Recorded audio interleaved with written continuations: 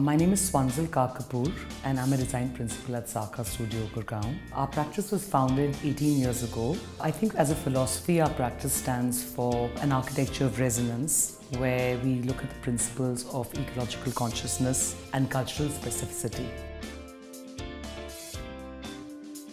So the only brief that the client had was that it was to be a second home which is conceived more as an entertainment space, so a place for gatherings. He has a large extended social circle. There was a basic requirement of a living, dining, kitchen and 3 bedrooms. But the focus was really on the garden and the public spaces and the interaction between the two.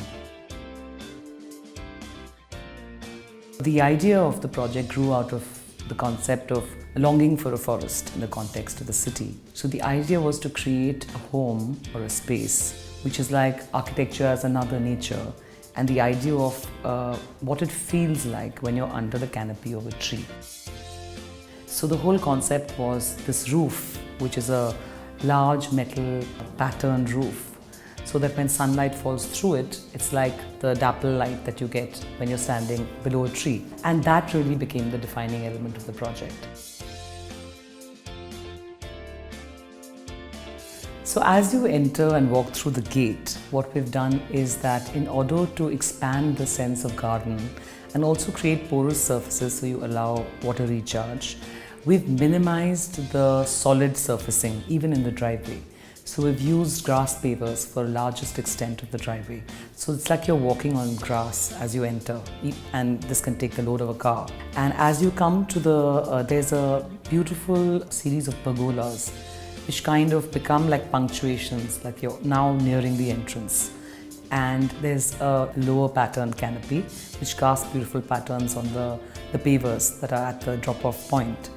And as you go below this and enter, there is a long double-height teak stone wall which is actually north-facing but which faces the neighbor's plot.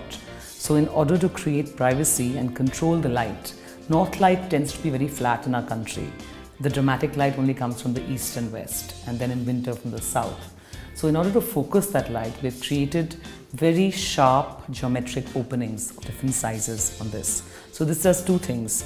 One is that it controls the views into the neighbor's plot. It also creates great drama on the inside, because as you walk, you see light coming in a very controlled way and that wall, behind that wall, is the main spine, circulation spine of the home, where the staircase and the circulation is, which connects all the interior spaces.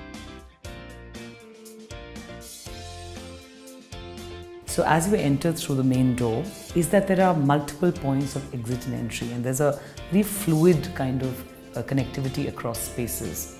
So how we've arranged the rooms within the floor plan is that the garden as you enter the house, and next to that within the garden is a beautiful pavilion, which is actually a garden pavilion which is like a vantage point from which you can enjoy the entire garden and the pool and the home.